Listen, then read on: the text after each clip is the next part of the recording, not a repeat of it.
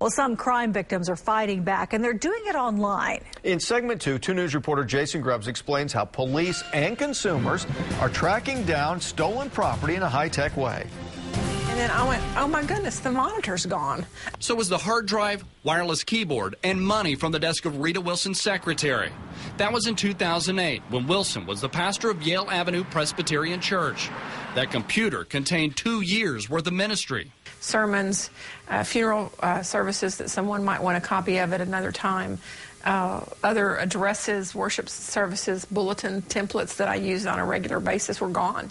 In the same week, Pastor Wilson was talking with a parishioner from a church across the street. He asked me what kind of computer I'd lost, and I explained to him, and he said well, he thought he'd seen that on Craigslist the night before. She logged on to Craigslist, a site Wilson wasn't familiar with at the time, found the computer, printed out a picture, and called detectives. That sting operation netted more than just the pastor's property.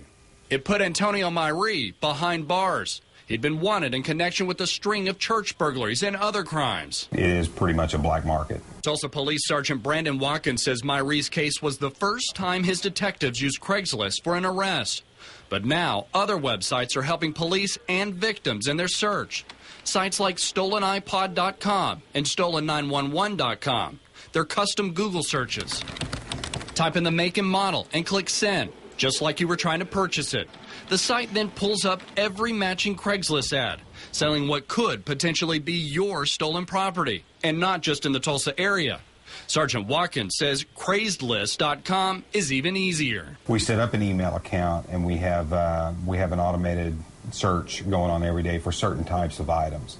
T.C. Patton is one crime victim that's holding out hope. He just hung his little head and took his helmet off. Patton's son's mini motorcycle was stolen as his family traveled through Tulsa and stopped for lunch. My wife was the first one that noticed it. She said, guys, we got a problem, and it was just gone.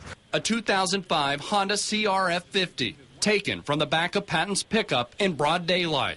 His story is now posted on Craigslist. I will watch Craigslist every single day for at least the next 6 months just to see if that sucker happens to pop up on there for sale or something like that.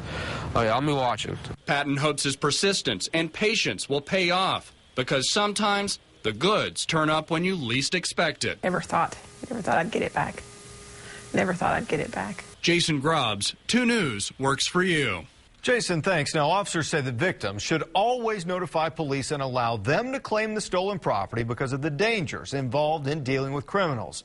Now, you'll find all this information on our website, kjrh.com. Click on segment 2. We also have some tips on what to do now that may help you if your property is ever stolen.